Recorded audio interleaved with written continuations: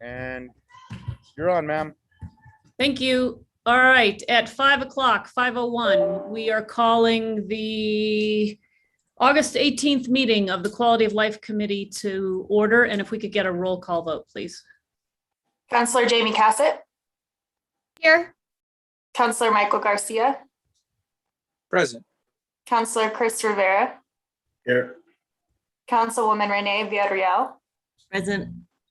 And Chair Carol Romero Worth. I am here. Thank you.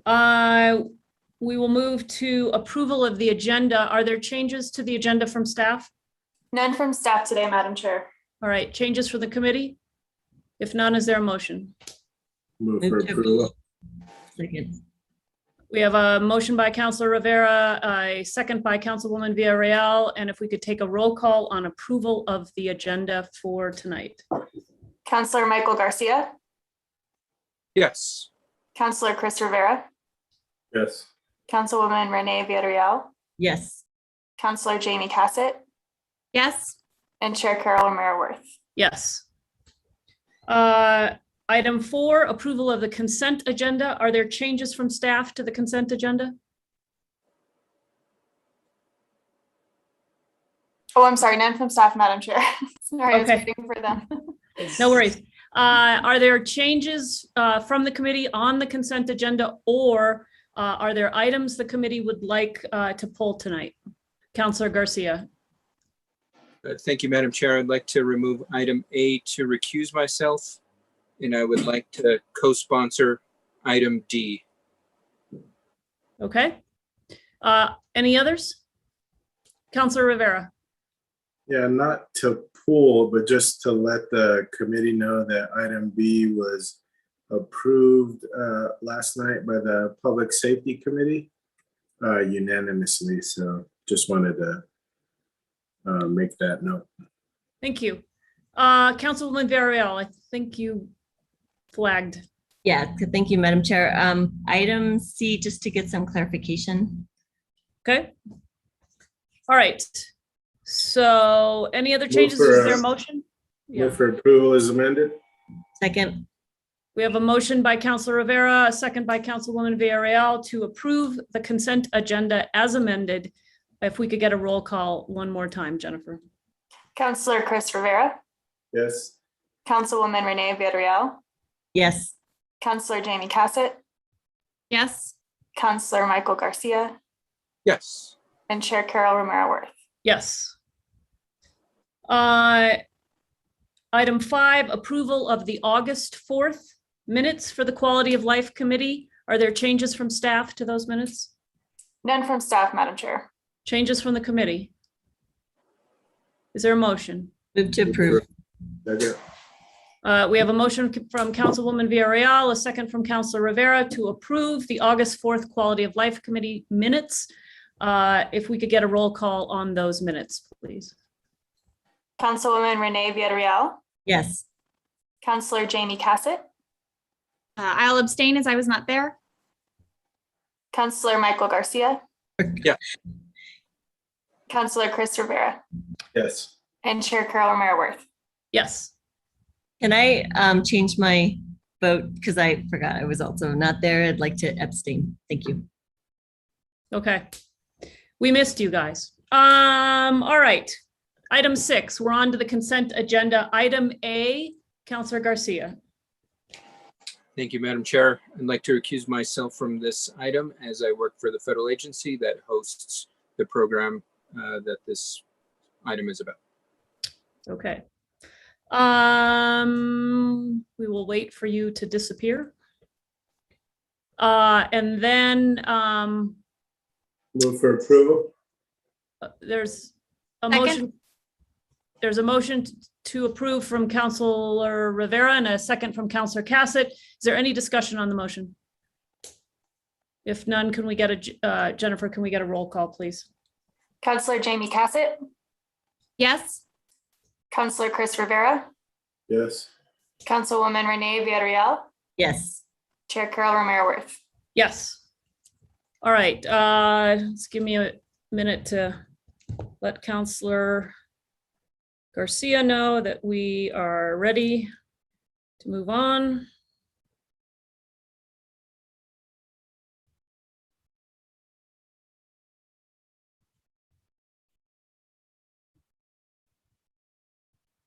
And if anybody is faster than me at typing these things.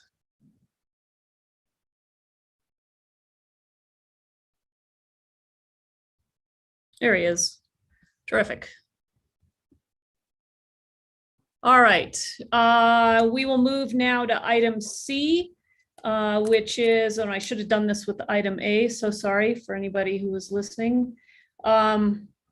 This is consideration of a bill to expressly recognize the electronic signatures, or that electronic signatures are permitted under the Uniform Electronic Transactions Act for seed money contributions on the required forms, to expressly recognize that electronic signatures are permitted under the Uniform Electronic Transactions Act for qualifying contributions on the required forms, and to expressly recognize that electronic signatures are permitted under the Uniform Electric Transactions Act for qualified small contributions.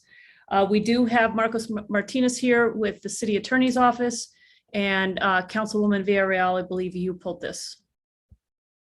Yes, thank you, Madam Chair. Just some questions. Well, first off, let me say I'm very supportive of this. I've been wanting to have this changed for a long time, so I'm glad to see that this is happening. And I know it was word language changes that seem to be relatively easy, but I guess I would like to know from staff how this will work differently in terms of process for candidates. And so I guess just starting there, I mean, I'm just trying to understand how the forms will be able to be shared and sent electronically, if that's the possibility, and how our staff or the city clerk will verify signatures.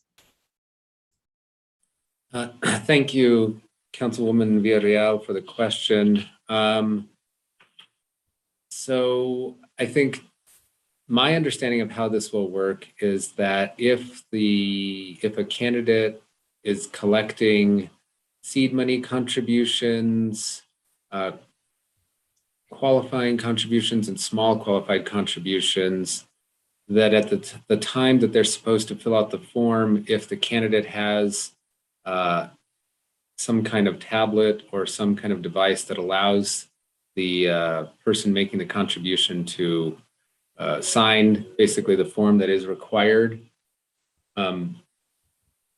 that they would then, that those electronic versions of the signature would be accepted by the city clerk's office. So up till now, the city clerk's office has not accepted them in electronic forms because the Ethics and Campaign Review Board had not yet made a rule about accepting it. And when the ECRB discussed this matter, they thought, even if they thought it would be better if the governing body amended the ordinance itself, because they felt like then it would be perfectly clear that these are legal and that there would be no question as to the rulemaking process by the ECRB. So they wanted to support this. I think this is actually only an intermediate step for the city, because I think the next step is for the city to consider how to accept electronic transactions, basically, for people to pay electronically. And so this is really perhaps an intermediary step, but one that could still, or that we hope will still broaden the ability of people to collect signatures and contributions ultimately. That was very helpful, because I think that piece about the transaction, financial transaction, was where I was trying to figure out where that occurs. And then also just, I guess, just trying to think about as procedurally for a candidate, then they would be able to have these forms instead of paper form, hard copy form, they can have them electronic and share them with constituents or whoever to be able to have them fill it out electronically. It's just that the part you're talking about that hasn't been figured out is the transaction of money. That's correct. And Okay. I think it may require an ordinance change, because right now what the ordinance says is that, for example, with the small the $5 contributions, you can only pay exactly $5. And there's been some debate as to whether the transactional fee that some of the electronic payment services would make that more than $5. Who is that going to? Is it going to the campaign? Is it going to the third-party vendor that's providing the service? And so I think the Secretary of State's office is going to be promulgating some rules on the electronic payments for these small types of qualification or small types of contributions, because the state is also expanding the use of electronic transactions for these small contributions. So we're basically waiting for those rules to come out.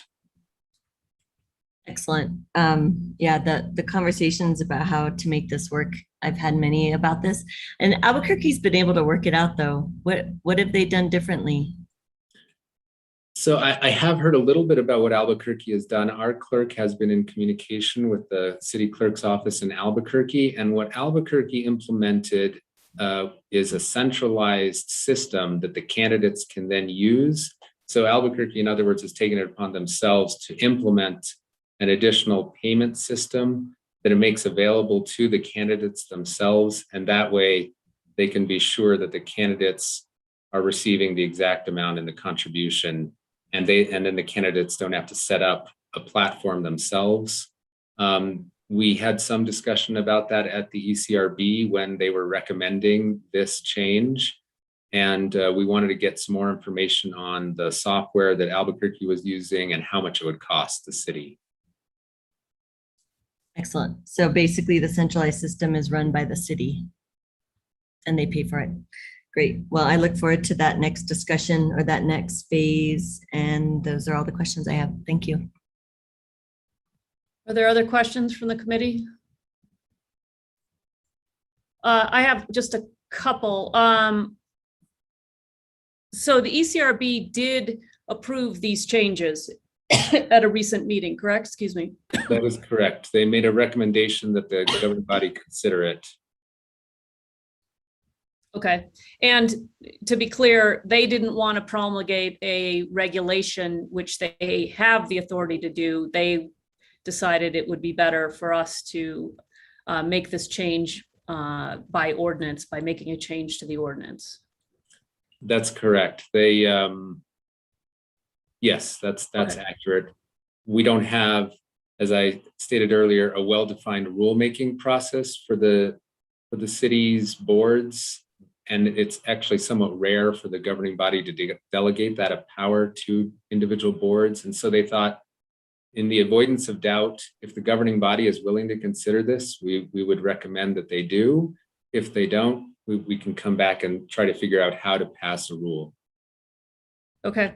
And the rules that are being promulgated by the Secretary of State, these changes are to our ordinances for seed money, qualifying contributions, small contributions. That's for publicly financed candidates. That's our system. It's not the state system and it's not the county system. So we're waiting for the Secretary of State's rules maybe as a guide for what we might do, but those rules will not, those are rules in a different system and they don't have authority over the rules we have in ordinance, correct? That's correct. I was hoping that the Secretary of State's office would perhaps take a first cut at this and we could learn from them and see if there are any pitfalls that they experienced and then try to adapt our own particular rules. But the rules that the Secretary of State are promulgating, or that I understand it's been called for in a statute and they haven't done it yet, are for the judicial candidates who are also able to be publicly financed in New Mexico. Okay, I just think it's really important for people to realize that when they do that, it's really going to be for us as a potential model for what we would do locally here at the city with regard to our campaign finance rules, which we govern, the city, the governing body. And then, yeah, and I just want to emphasize, and I've been asked this question as well, that this has nothing to do with your ability to contribute either seed money, a $5 qualifying contribution, or a $100 or less small contribution. All this would allow you to do is fill out the paperwork associated with making those contributions, but you couldn't actually make the contribution electronically. We'd still rely on cash and checks. And I think that's really important for people to understand that this, again, is a first step in what we hope will lead to the second step. And I just want to emphasize that. Okay, any other questions from the committee? All right, is there a motion? Move to approve. Second. We have a motion from Councillor Cassett, second from Councilwoman Villarreal to approve item C on electric signatures on allowing for electric signatures for seed money, qualifying contributions, and small contributions. And if we could get a roll call, that'd be great. Councillor Michael Garcia, Yes. Councillor Chris Rivera, Yes. Councilwoman Renee Villarreal, Yes, and I'd like to co-sponsor. Councillor Jamie Cassett, Yes. and Chair Carol Romero-Worth. Yes. All right, that motion passes. Thank you, Marcos, for being here. Really appreciate it. Very helpful. We now move on. Item 7, action items for discussion. We do not have any tonight, so we will move to item 8, which is presentations. And we have a presentation on the strategic plan for the Santa Fe Women's Commission. And I believe, Jennifer, we have a guest here for that, correct? I believe so. And I believe they are, I know Anna Kale Pendas is on, as Okay. well as Valeria Val Alarcon. You're gonna have to correct my pronunciation on that. Okay.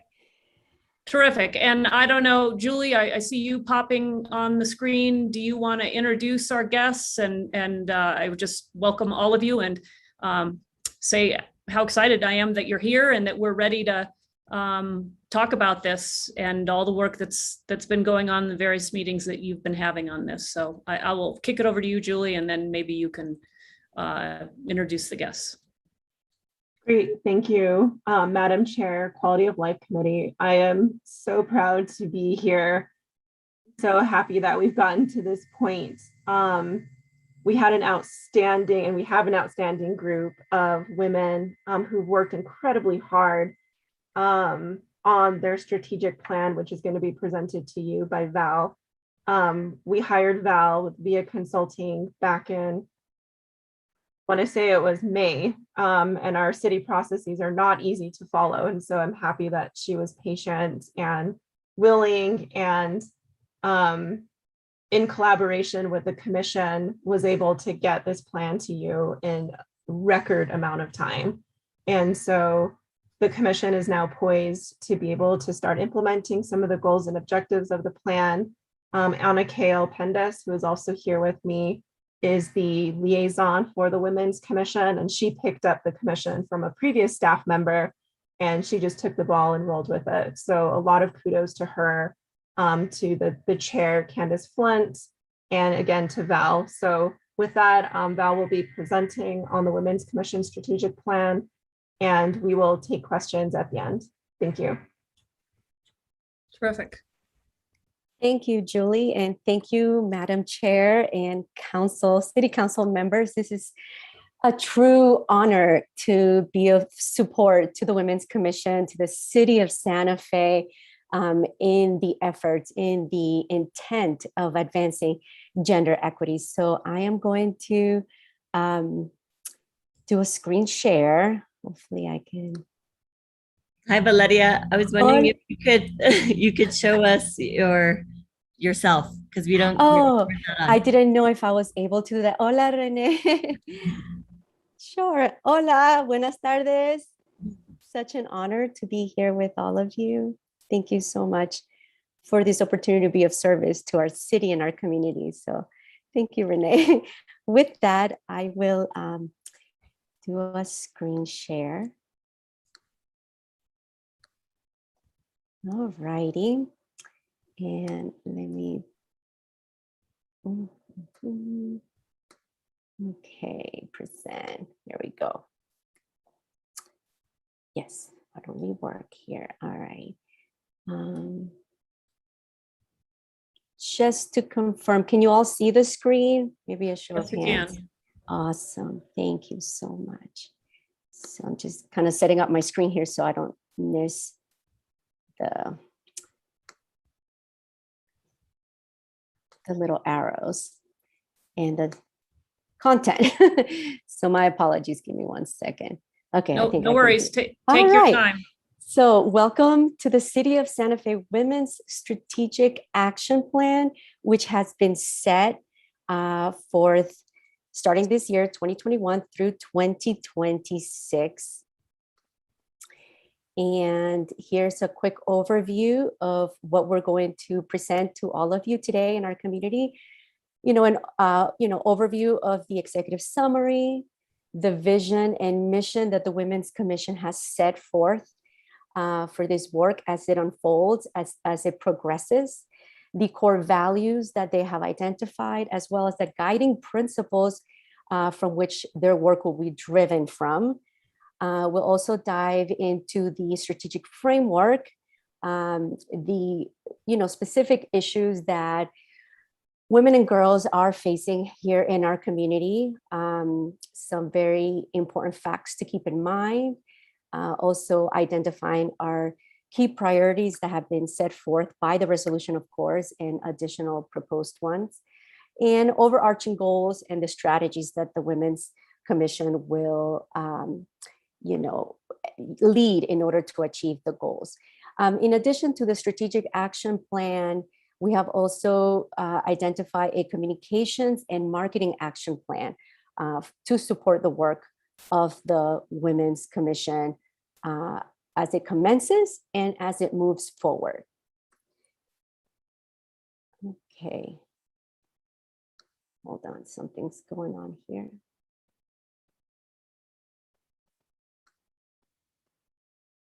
Okay, executive summary of the Women's Commission for Advancing Gender Equity. At the core of the intent purpose of the Women's Commission is to advance gender equity, identify opportunities to improve the City of Santa Fe programs and policies, and to strengthen the quality of life of women and girls in the City of Santa Fe so that they can thrive both personally and professionally.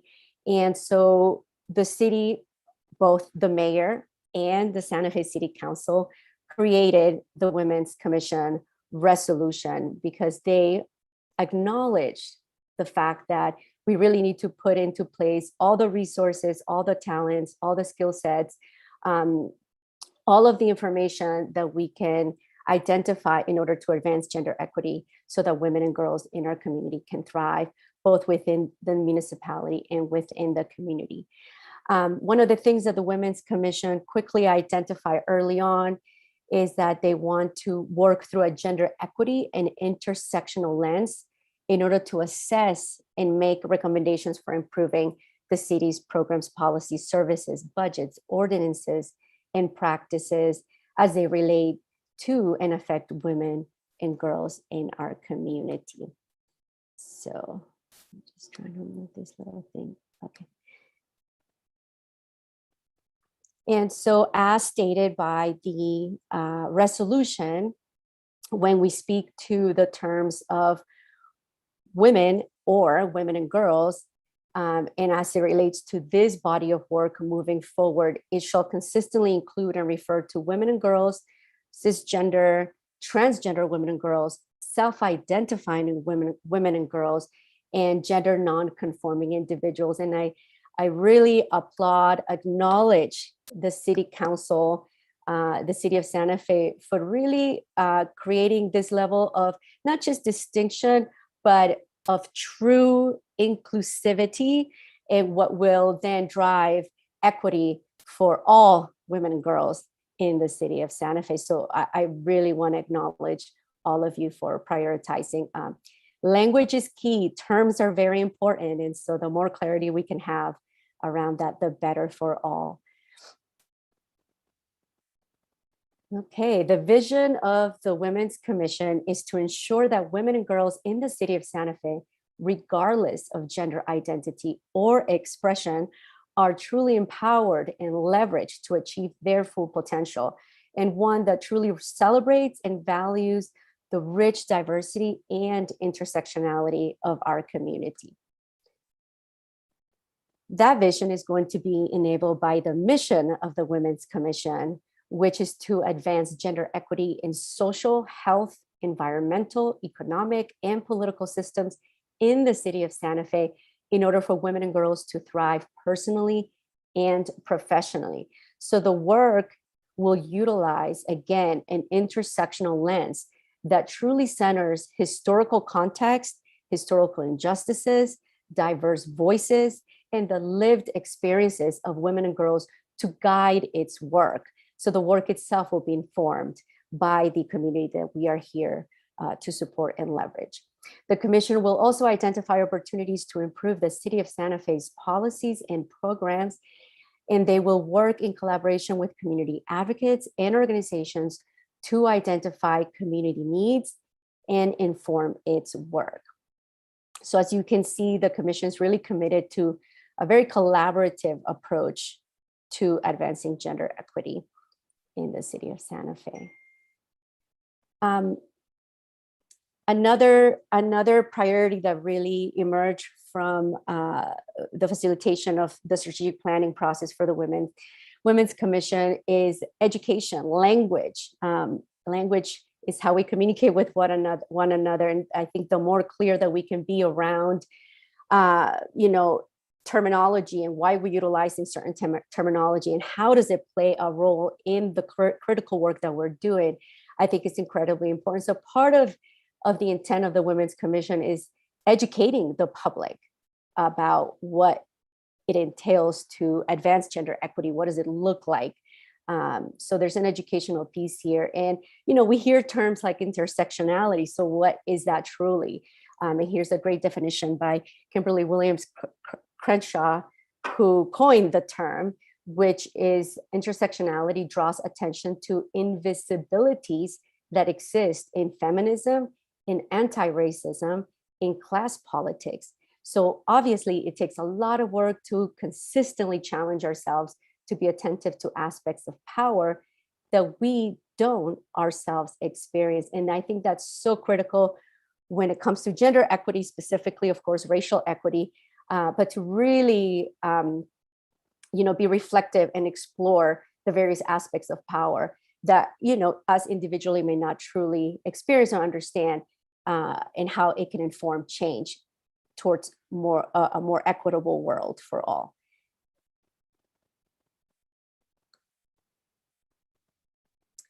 So here are the key core values that the commission identified: connection, compassion, inclusiveness, gender equity, intersectionality, innovation, transparency, accountability, integrity, honoring and acknowledging lived experiences, and that specifically of elders, of course. These are fundamental beliefs in the actions of the Women's Commission. Guiding principles include believing in gratitude, as the commission is thankful for the strengths and diversity of our community. The commission also believes in connection and will listen to and integrate feedback in the work. They believe in compassion and will respect differences, listen to each other, and hold the people we serve in our hearts and minds. Gender equity, and will work to eliminate barriers to opportunities and ensure inclusive representation. Honoring elders and embracing the voices of our youth. The commission truly recognizes the value that our youth here in our community can definitely provide and inform change in and for our community. So that was critical, is critical. The commission believes in the power of diversity and honoring the wisdom of lived experiences. The commission believes in intersectionality and will honor the compounding layers of identity and how these intersect and affect oppression.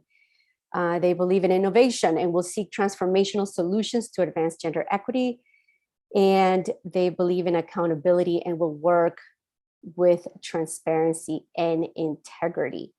Their work will reflect these values, these guiding principles. Equality and equity, again, we hear these terms and often, unfortunately, we hear them being utilized very much in interchangeable way. And there's a very clear distinction between what equality is versus equity. And equality means each individual group of people is given the same resources or opportunities, whereas equity recognizes that each person has different circumstances and allocates the exact resources and opportunities needed to reach an equal outcome. So this is truly about recognizing that, each one of us, people out in our community, are faced with a variety of challenges. And so how do we meet folks and leverage them based on their specific circumstances and needs? Is what's going to create more equity in the world. So the strategic framework will dive first into the key objectives that were set forth by the resolution, and then we'll go over the actual framework and overarching goals. Okay.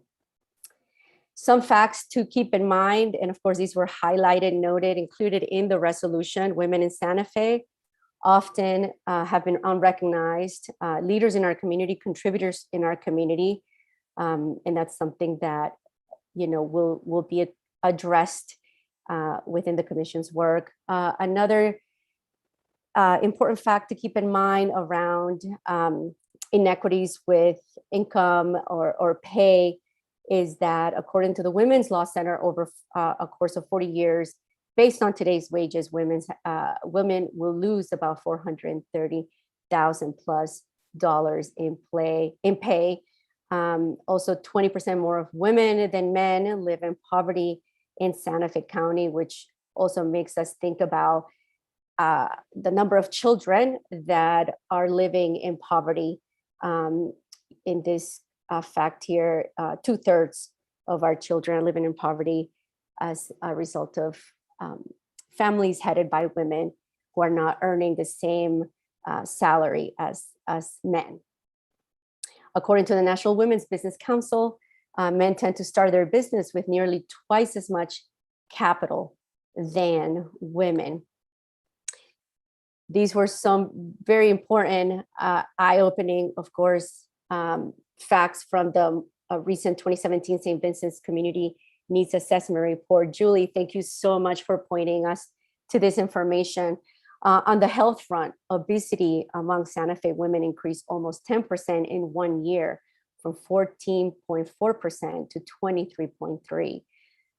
So let's think about the ramifications that will have in our community, future health of our community.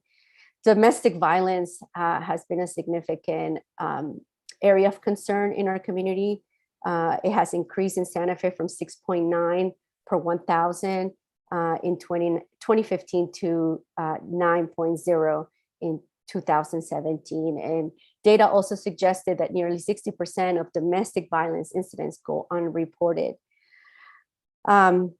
And of course, this is on a state level and national, the highest number of missing and murdered Indigenous women and girls across the entire country. These cases are predominantly found here in New Mexico, here in our community. And it's important for our community to understand the prevalence and disparities of violence against women in Santa Fe. So the main objective set forth by the resolution was for the commission to work through a gender equity and intersectional lens in order to assess the barriers women and girls face and to make evidence-based and data-informed and data-driven recommendations for improving the city's programs, policies, services, budget, ordinances, and practices as they relate and affect women and girls. Some of the key objectives that were noted in the resolution is the impact of existing and proposed ordinances and policies or practices on women and girls in the city of Santa Fe and surrounding communities.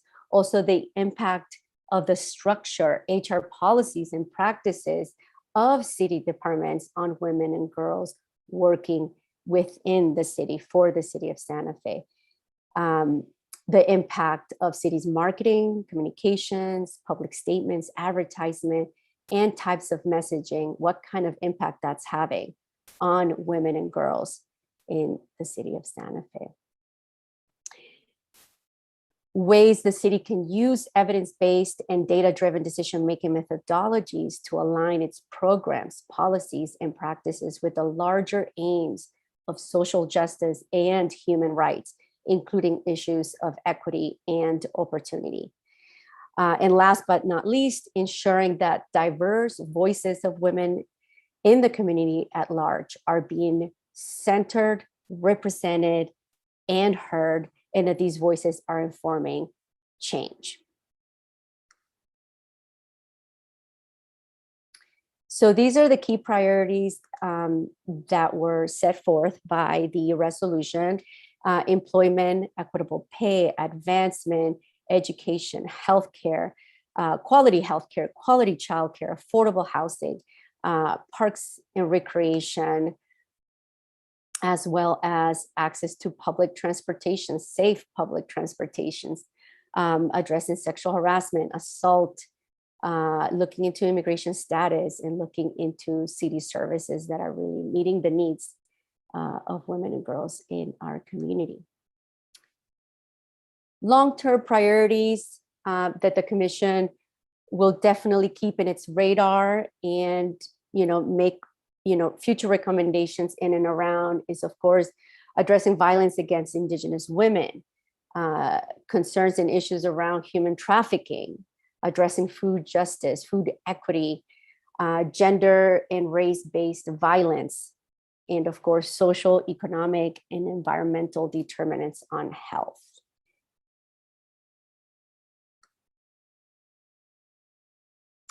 The strategic framework that the commission identified, these are essentially sort of the guidelines within how they're going to work, is that they're going to really embark on understanding what are the most current, most present barriers facing women and girls. And so research and analysis and reporting is going to be key as they commence this work and throughout,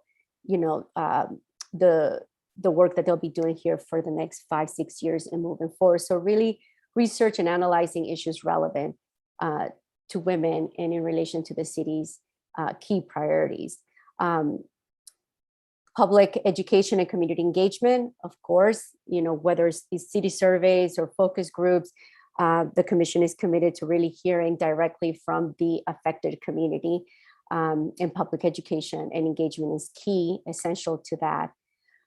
Interdepartmental and cross-sector collaborations, identifying, leveraging opportunities, innovative solutions, and cultivating partnerships. There's organizations in our community that are doing great work around methodologies for advancing gender equity. So how the commission will identify, engage, and work with these organizations and partners, whether statewide or nationally or internationally. But there's a lot of resources available to us here within our community and throughout the country as well. Last but not least, advocacy for policy and legislation.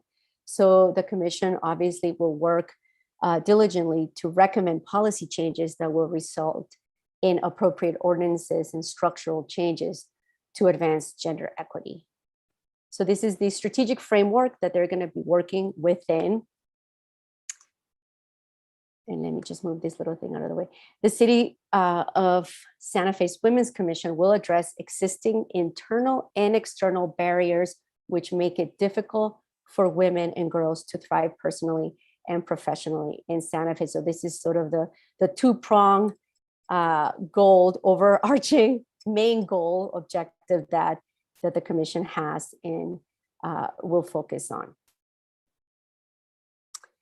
So we'll go over the short-term goals first, and then we'll present the long-term. The first goal is identified for ensuring engagement, accessibility, and participation for commission and community members to ensure that women and girls in our community within Santa Fe can participate. The three strategies that the commission will focus on for this specific goal is to research best practices regarding participation stipend models available, whether within Santa Fe, or research other municipalities and what their best practices are. This will ensure diverse representation and also enable participation, ensuring women and girls have equal opportunities and representation in decision-making roles.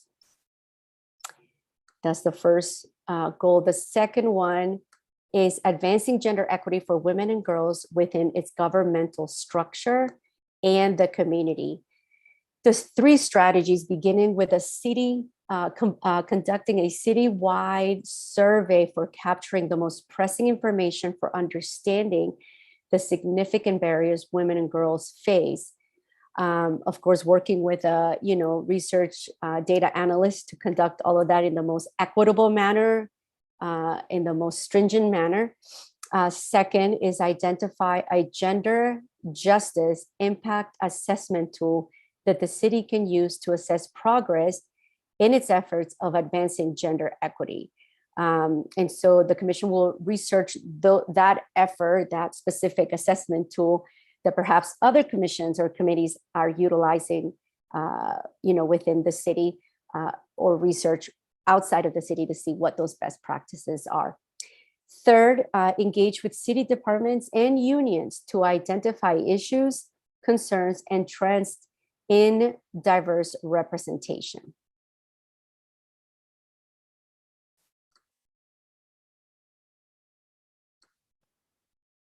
Okay, long-term goals include, our first one is community outreach and engagement, making sure that we are centering and amplifying diverse and affected voices. The three specific strategies here is identify effective community engagement methods for conducting a needs assessment, identifying learned lessons, and identifying collaborations for advancing gender equity. Second, research and identify quantitative and qualitative data to inform recommendations. The commission sees the value in both of these. And third, identify key factors for informing and framing recommendations for the city and keep the community engaged and informed. It's incredibly important that as we are engaging with affected voices, that is not just the engagement effort that happens one time or twice or three times, but that a relationship is built with the community, with those affected individuals, and that is ensured by keeping the community informed of the progress that the Women's Commission is making on their behalf. So communications is going to be key in community engagement efforts. Second, interdepartmental and cross-sector collaborations. And the three strategies that the commission identified is identifying, leveraging interdepartmental and cross-sector collaborative opportunities, identifying progressive solutions and best practices for advancing gender equity, and exploring and identifying partnerships to address barriers and advance gender equity at a systemic level. This is going to take multiple partners for sure. Third goal, the commission will create subcommittees to focus on the key priorities that were included in the resolution. So there will be specific committees focusing on each of these priorities. Goal number 4, pay equity and professional advancement for women and girls. First strategy, ensuring that all gender identities and expressions can live and thrive personally and professionally and can enjoy economically secure lives. A key strategy is going to be researching and implementing professional advancement opportunities for women and girls at all levels in the city of Santa Fe, and identifying factors which contribute to gender asset and wealth gaps, researching and identifying best practices for addressing pay inequities within the city and within the industries, across industries within the city of Santa Fe. Goal number 6, advancing racial and gender equity across city government. This really, was very much underscored across all commission members, in the sense of this being such a key pivotal priority for the city of Santa Fe in recommending for the commission to recommend a racial and gender justice and equity office, so that the city then is able to align its programs, policies, and practices within that larger framework of social justice and human rights, so that it becomes part of the governing structure, moving forward. So let me pause there for a second and say that those were the long-term goals and strategies that the commission has identified as they commence their work moving forward. Now we're going to provide an overview of the communications and marketing action plan.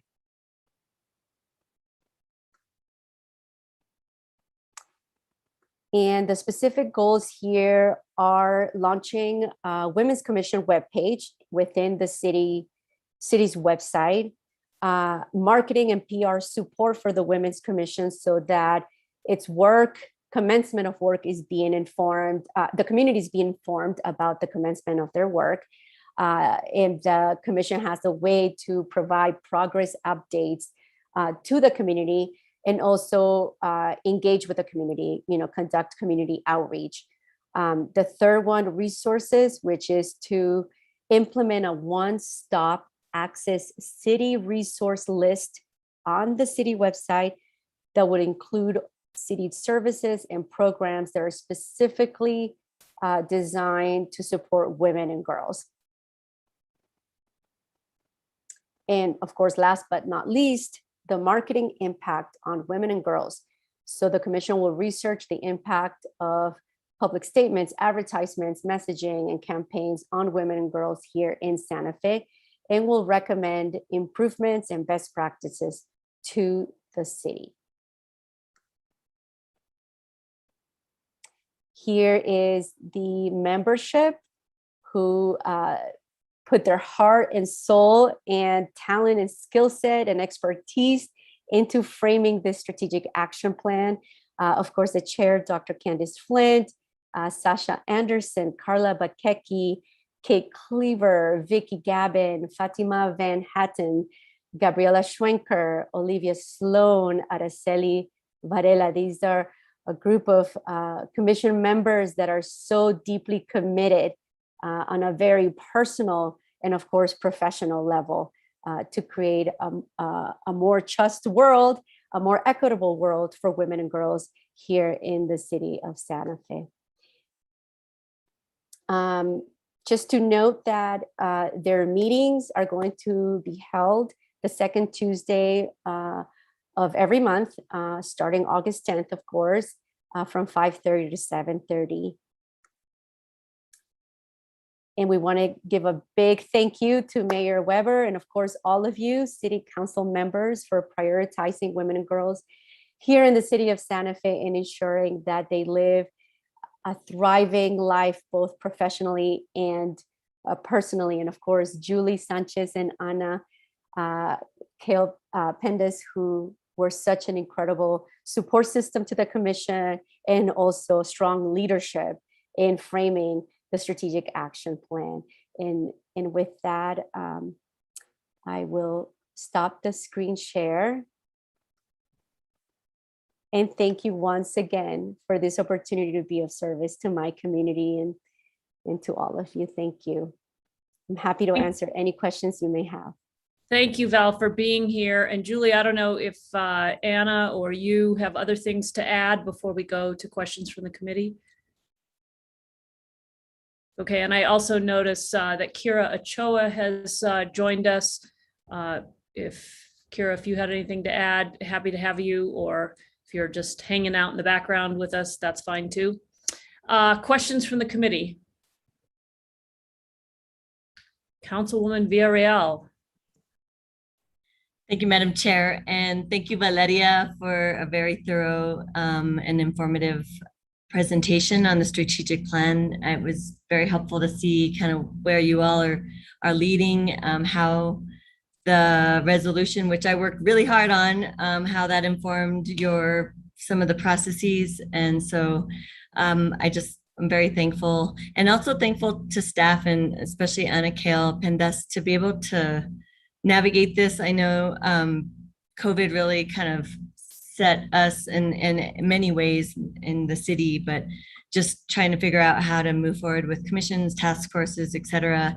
And I think it's still challenging probably for all of us, and even your group, to be able to have, or to be required to have meetings on Zoom instead of meeting in person. So I appreciate that you all really kept with it and took the time you needed. And also I think the time that we did take to kind of pause because of COVID was a good thing, so that then you could move forward in a very strategic way. And I think it's helpful too that this commission has staff support that's very much leading and helping lead this process, even in an administrative way. But I also think it's wonderful to see Valeria in this role. We're friends, and I'm just going to say it. Valeria is a friend of mine, and we've known each other for a long time. So it's just beautiful to see her in this role. I don't really have any questions. I think it's great to see kind of your strategic framework and how you're positioning yourself, and just the way you define and look at gender equity, and being able to educate and enlighten the public too about what those terms mean. And those of you that obviously know, my life's work is around gender justice and gender equity. So this is just really important to me, and excited to see kind of where this leads. And I love the idea of a racial and gender justice equity office. I've always thought about how that could be incorporated into the city, and there are models out there. So that will be interesting to see kind of what that looks like for us. The one thing I did actually have a question on was about the short-term goals, and there was a section about participation stipend models. And what I'm curious about is, are you thinking stipend model or stipends for commission members to participate? Because this is a lot of work, and they're doing this out of their free time. All of them work, I believe. They're all working, or have families to take care of. So I guess I'm curious about that. And if that also was a thought process to use stipends to be able to support the outreach piece and community members, so that they can adequately participate and give their time to be able to share their lived experiences. So I'm curious if that was both, or if it was specific to the commission members. Well, I can provide some framing around that. Thank you for that question, Renee. And then I'll turn to Julie, because I think she also has a lot of context, frame of reference as to what the specific goal speaks to in relation to the city of Santa Fe. So it's both, Renee. It's definitely for ensuring participation for commission members, and also when the commission engages with the community. And so ensuring that access for women and girls within the community. There are other municipalities around the country that do have these stipend models, and they're specific for childcare when people convene in person. And so the stipend is for taking care of that childcare service that's on site while the parent is civically engaged with the city. So there's going to be quite a bit of research, both that the commission will dive into with the city of Santa Fe to further understand what that stipend model looks like currently, or could look like, and also look at other models from other municipalities and see what the best solution would be to recommend to the city of Santa Fe. So I will pause there and invite Julie or Anna to provide additional context from the city's perspective. Thank you, Val and Madam Chair, and Councilwoman Villarreal. Yeah, I mean, really, it's, as Val had said so eloquently, it's really all of the above. And then some of the needs actually came from childcare. I think that's what a lot of our commissioners were struggling with initially, is figuring out childcare, how to engage with the commission. Luckily, we were doing things virtually, so that made it a little bit easier. But in thinking about the future of not only the Women's Commission, but other commissions, and making sure that, you know, women are able to participate. And if childcare is a barrier, we talked about the survey, how do we as a city address that? So that's kind of where the context for that came from. Excellent. I think that's a great idea. I think about that often in terms of our just community committees in general. And also, you know, the Community Health and Safety Task Force, and having people commit to so much time without any like infrastructure support, and really digging in and trying to do our own work. To be able to have stipends would be great.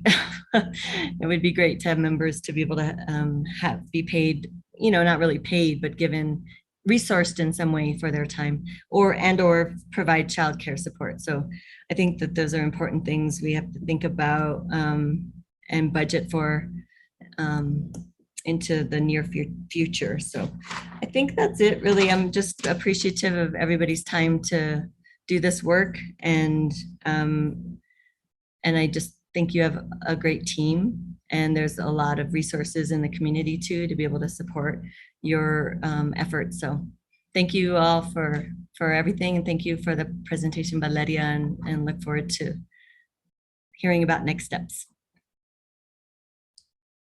Okay, thank you. Councilor Garcia.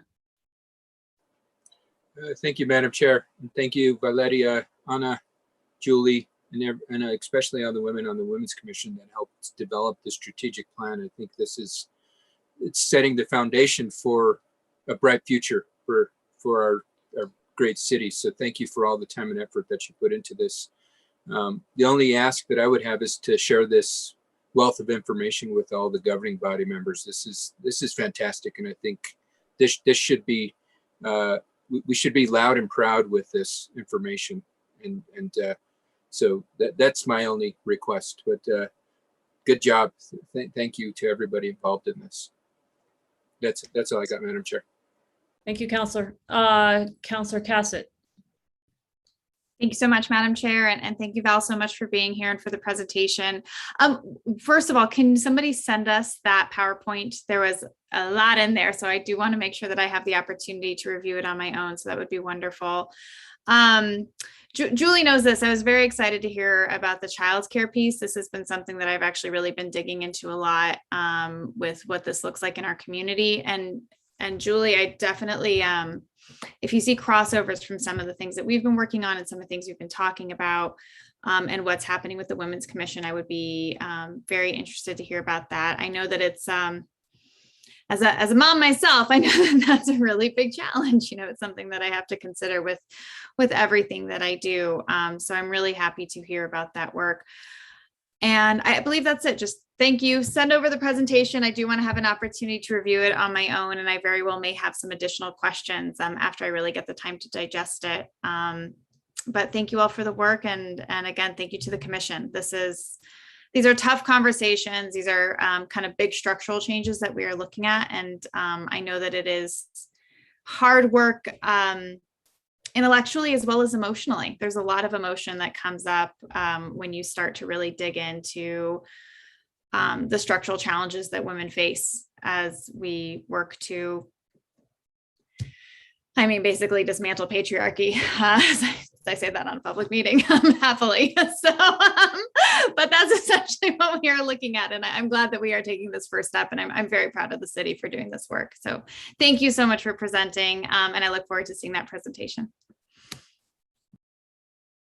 Okay, thank you. And I'll just echo and, thank you for the work. Thank you to all the members of the commission and to the staff. I know it has been challenging with COVID to do this work. So the fact that we're in a moment where you have this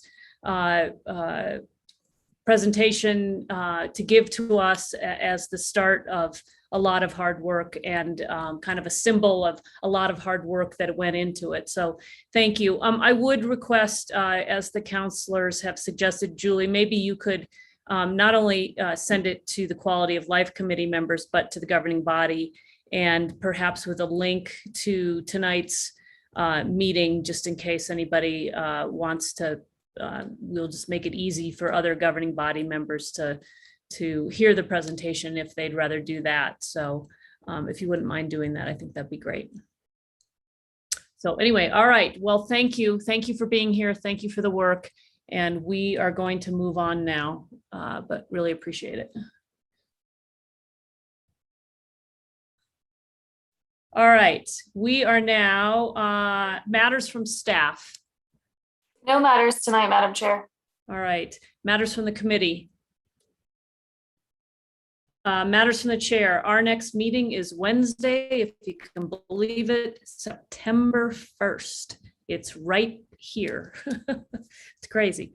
Okay. With that, we are adjourned. Thank you all.